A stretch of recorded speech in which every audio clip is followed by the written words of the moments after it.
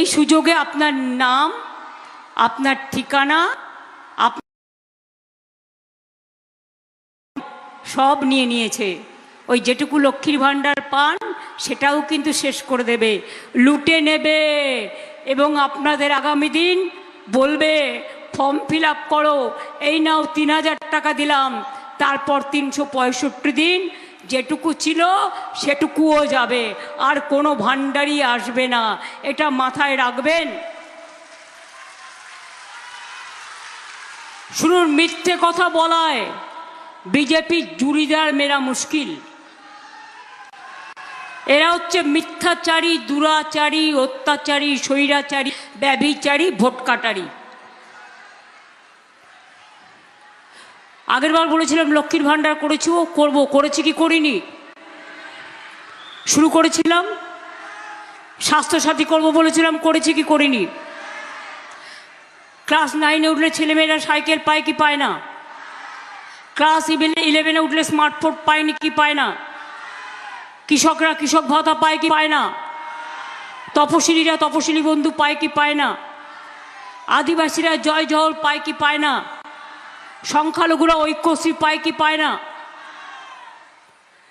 মন্দির থেকে, মসজিদ থেকে, গুরুদ্বারা থেকে, গির্জা থেকে, জায়ের থান থেকে, মাজির থান থেকে কিচ্ছু কিন্তু আমরা বাদ রাখিনি। দুয়ারে সরকার করব বলেছিলাম, করেছি। স্বাস্থ্যসাথী করব বলেছিলাম, করেছি। আর এবারে বলে যাই, যেহেতু প্রচণ্ড গরম এবং আমিও 1 মাস ধরে করছি, আমার বর্ধমানেও মিছিল আছে, এরপর মন্তেশ্বরেও মিটিং আছে। আমি আপনাদের বলি, এবারে আমাদের অঙ্গীকার, আমরা যেটা বলি সেটা করি। বিজেপি বলেছিল 15 লক্ষ টাকা করে ক্ষমতায় আসলে দেবে, কেউ পেয়েছেন? বছরে 2 কোটি করে চাকরি দেবে বলেছিল, তাহলে 12 বছরে 24 কোটি হয়। একটাও লোক চাকরি পেয়েছেন? বরঞ্চ 40% মোদি সরকার, বিজেপি সরকার বেকারি বাড়িয়ে দিয়েছে। আগে রেলের ভাড়া কত ছিল? প্ল্যাটফর্মে টিকিটের দাম কত ছিল? গ্যাসের দাম কত ছিল? ইলেকশনের পরে ওটা গ্যাস বেলুন হয়ে যাবে, গ্যাসও পাবেন না, আবার চুলোয় রান্না করতে হবে। তাই বিজেপিকে আপনারা যদি বিদায় না দেন, তাহলে মনে রাখবেন কিচ্ছু পাবেন না।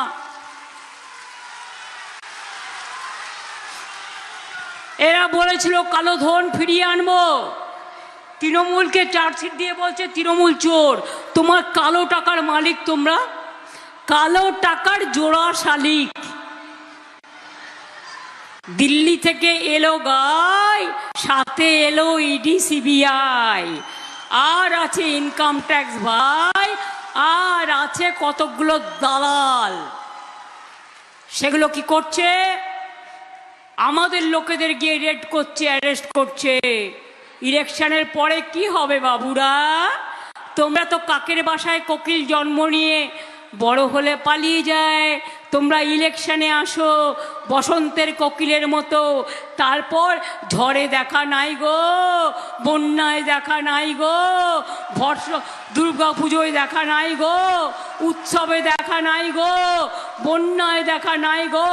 চাষি হত্যায় সবচেয়ে ভারতবর্ষ এগিয়ে, বাংলায় চাষিদের কোনো প্রবলেম নেই।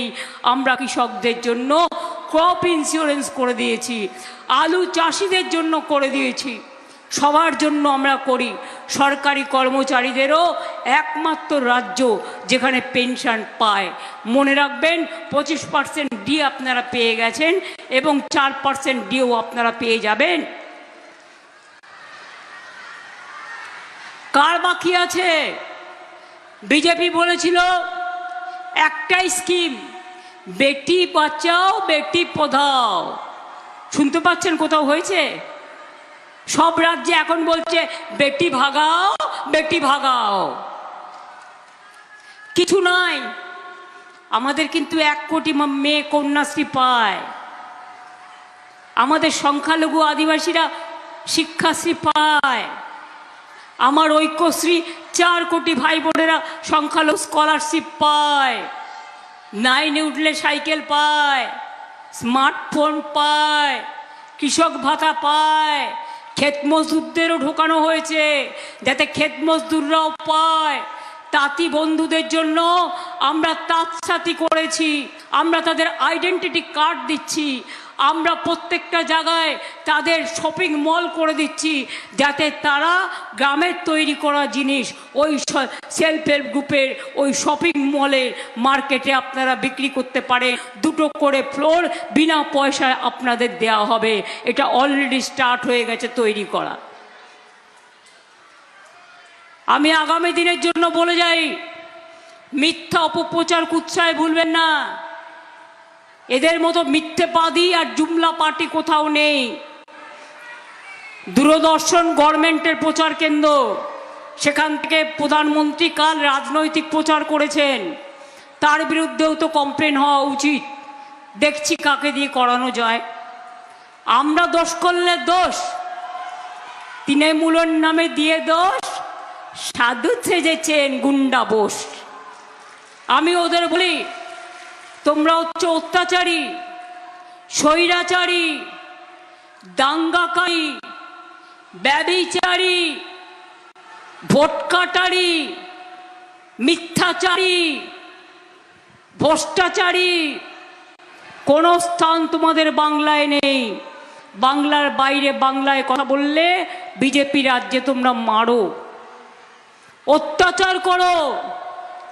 আর আমাদের রাজ্যে যখন আসে, পরিযায়ী শ্রমিকরা আসবে বলছে। আমাকে কিছুক্ষণ আগে বেচারাম মান্না বলছিল, দিদি হিন্দুদের গীতা ছুঁয়ে শপথ করাচ্ছে বিজেপিকে ভোট দিতে হবে, তবেই যেতে দেবো, ট্রেনের টিকিট দেবো। আর মুসলিমদের কোরআন ছুঁয়ে বলছে শপথ করো তবেই যেতে দেবো। বুঝুন, আরে গীতা, ধর্ম, কোরআন সব তো মানুষের মনে। তোমার কথায় ছুঁলেই হয়ে গেল, আর একবার ছুঁয়ে প্রতিজ্ঞা করে দেবে, হয়ে গেল। এত এরকম এই দল আমি দেখিনি।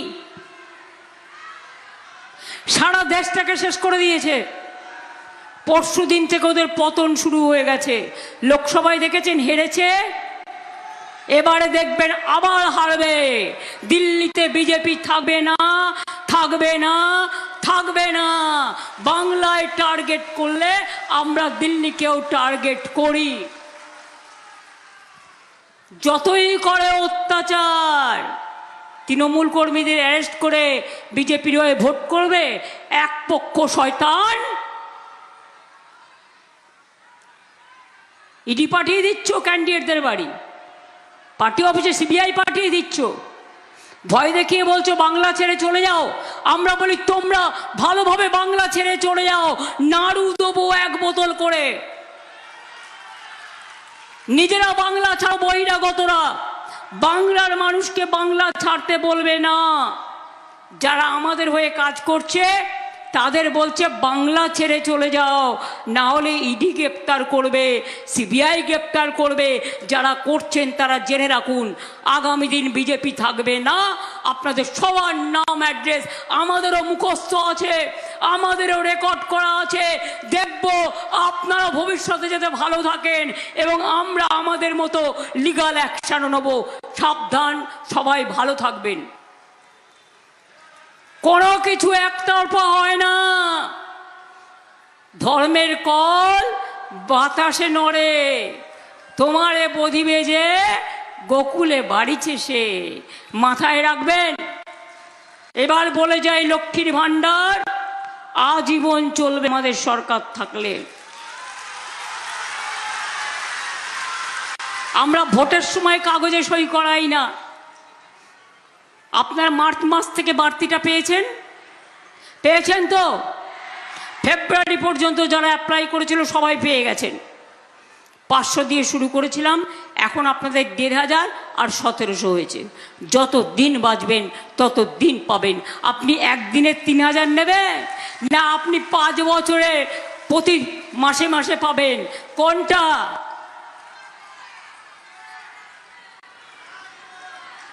সারা জীবন পাবেন এটা তো চান? বিধবা ভাতা, ওল্ড এজ পেনশনও যেটুকু বাকি আছে করে দেবো।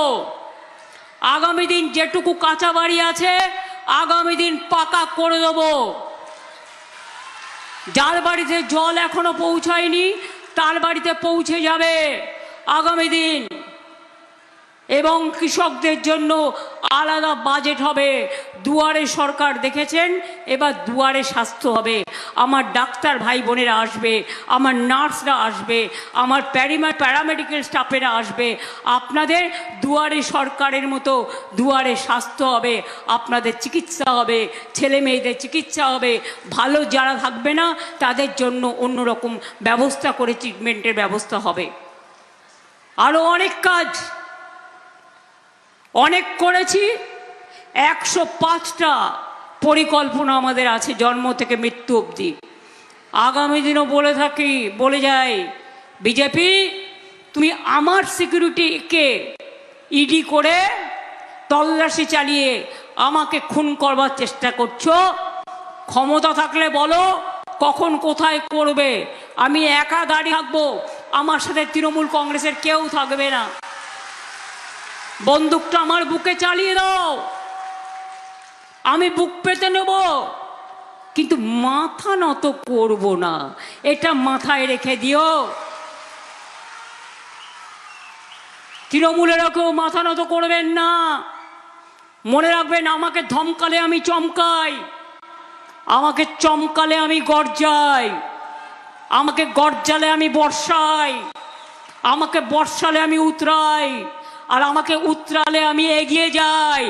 আর বিজেপিকে সমূলে বিনাশ করে দেখতে চাই আগামী দিন বাংলায় জিতে কোনো ক্ষমতা নেই তৃণমূল কংগ্রেসকে জোড়া ফুলকে হারাবার।